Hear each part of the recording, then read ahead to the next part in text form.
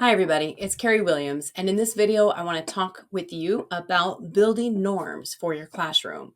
Now, I'm going to talk specifically about science classrooms and the shift to sense making with the NGSS, but really these norms are important in any classroom, including even in higher ed. I use these with college students as well as with adults in professional learning scenarios. So these norms are very flexible and can be used in a variety of environments. But let's talk specifically about how we use them to create that sense making culture in our science classrooms. So, this first resource that I have provided on my blog is a document from OpenSciEd. It's worth the read. It's called Classroom Norms to Support a Culture of Figuring Out. It talks about, it's just 2 pages. It talks about how and why we use these norms to help establish that culture, to figure out through productive discourse, through collaboration, through participation, and really getting everybody involved in the community. There are 4 categories that you will see in the norms. The first one is respectful. The second one is equitable. The third one is committed to our community. And the fourth one is moving our science thinking forward. Now, I wouldn't add any more categories on. This is actually quite a lot, and it covers everything you need in your classroom. Now, one thing we do suggest is that you co-develop the norms with your students. Although there is a paper version that you can see in this top right corner with norms already established, if you just hand them out, they feel like classroom rules. And there's really little buy-in. It's just another teacher handing out rules in the syllabus. So in order to avoid that, just getting another set of rules feeling, you ask students to actually brainstorm what it means to be respectful, what it means to be equitable. And you go through each of the norms with them, and this helps them actually figure out and make meaning of the norms instead of just being handed them and put in your notebook. Now, it's fine if you start there, but then you need to go back and revisit them and make meaning of them along the way.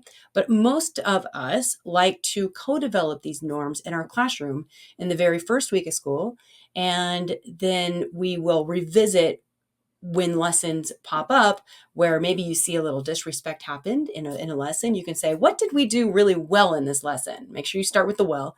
Okay, we did this really well. Okay, where were we lacking? What do we need to work on next time? And then they can point out on the norm list where we really fell short. And it brings accountability to the classroom and also reminds us of the expectations for the behavior we're looking for. So this really helps with motivation for students to participate, as well as classroom management. So the first one I want to talk about here is respectful. Now, being respectful is obviously something we want in our classrooms. Many students have seen disrespect in classrooms. We all know what being respectful looks like and what disrespect looks like. So we go through what we want a respectful classroom, or what we think a respectful classroom will look like.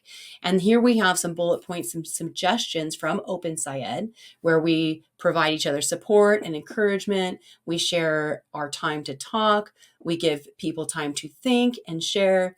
And when we critique ideas, we critique the ideas and not the people. That's a super important part. Now, in order for students to take risk and share their ideas in a classroom, they're going to need to feel safe. They need to know that if their ideas are right or wrong, they're not going to be mocked or ridiculed by other students, and that we value all ideas. Even when they're wrong, they help build towards our common goal of sense making. Now, like all of these norms that I'm about to talk about, they don't happen overnight. So we have to continually revisit, reestablish, and build that culture over time. Now, it's also important to address the fact that sometimes in the sense making process, we're going to have disagreements.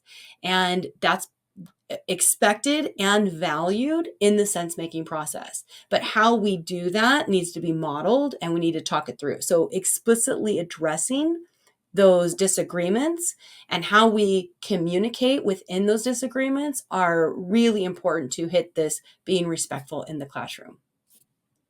This next norm is equitable, and that everyone's participation and ideas are valuable. So here are some bullet points to kind of give you an idea of what we're looking for.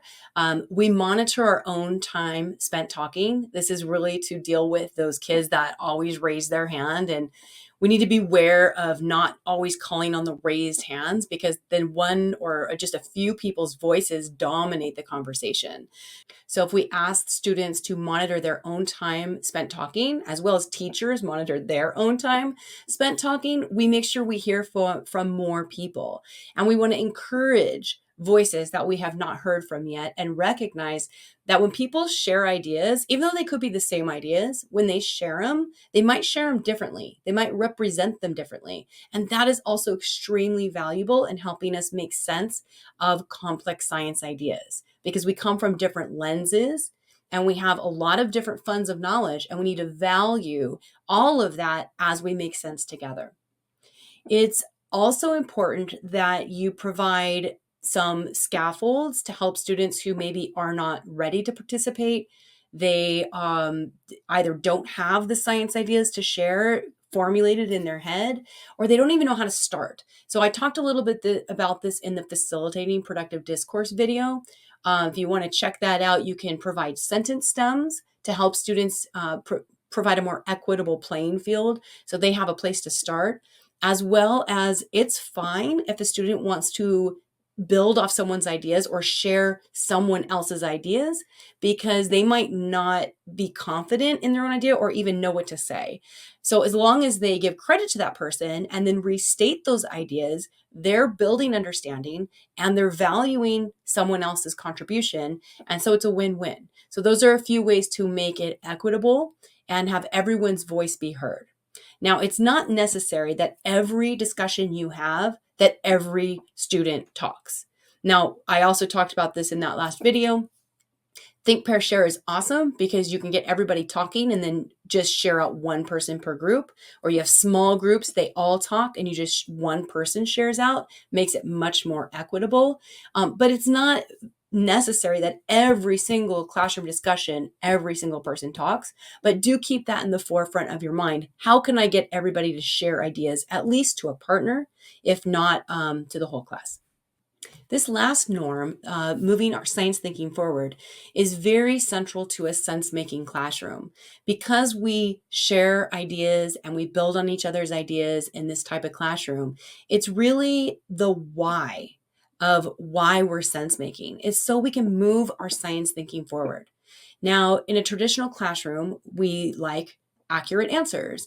And so in a sense-making classroom, we need to value that inaccurate answers and accurate answers, or not even fully formed ideas, help move our thinking forward, and we value them.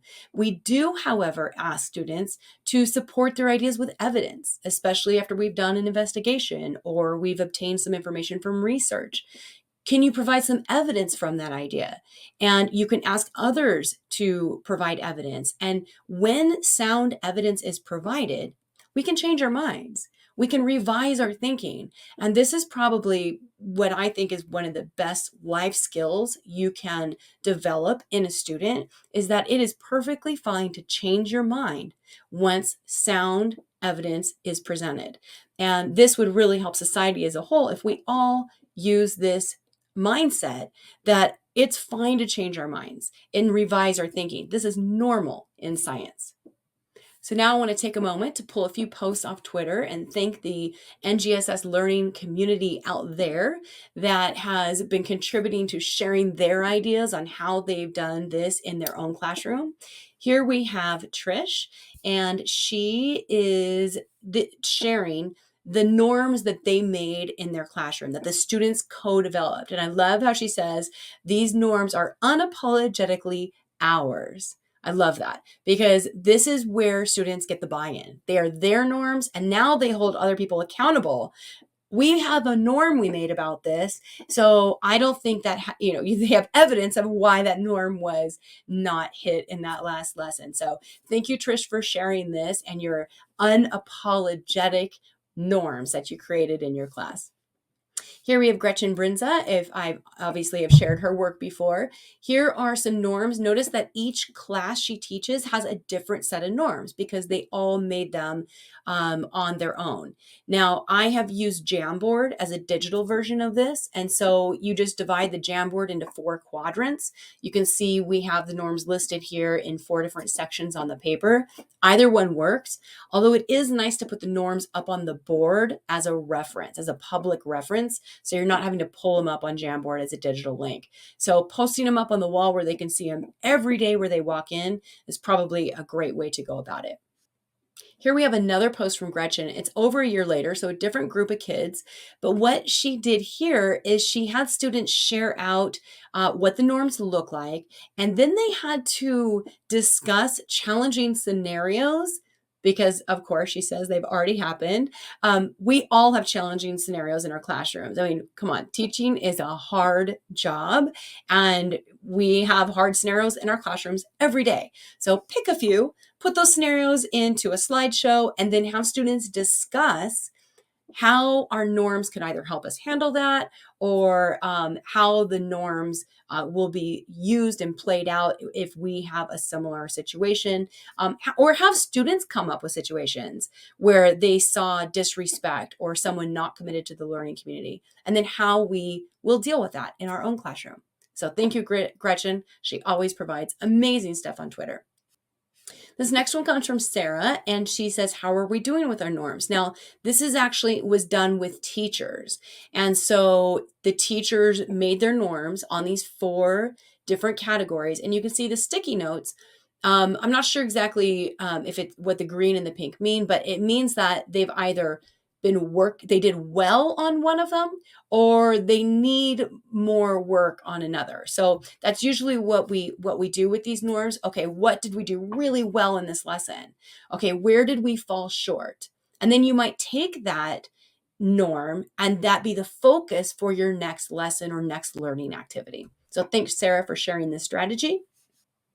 And here we have Hope. And what I liked about this one is that maybe the norms were already created at the beginning of the year, but we're going to revisit them a little bit differently. So here she's trying to build the norms for what you're going to do when you're in a science circle. A scientist circle, I mentioned in another video, is when you move students to around the outskirts of the room for a discussion. So they face each other, it builds that classroom community. And when they move to that scientist circle, they already know what your expectations are. They're going to have one speaker at a time, be active listeners, share out their thinking to help each other learn, build on one another's ideas, and we respect one another. And of course, we try our best. So you can see that these relate to the 4 categories that they've already created at the beginning of the year. But now we're going to revisit and say, okay, let's focus on these when we're in our science circle, or these are the expectations when we move to our scientist circle.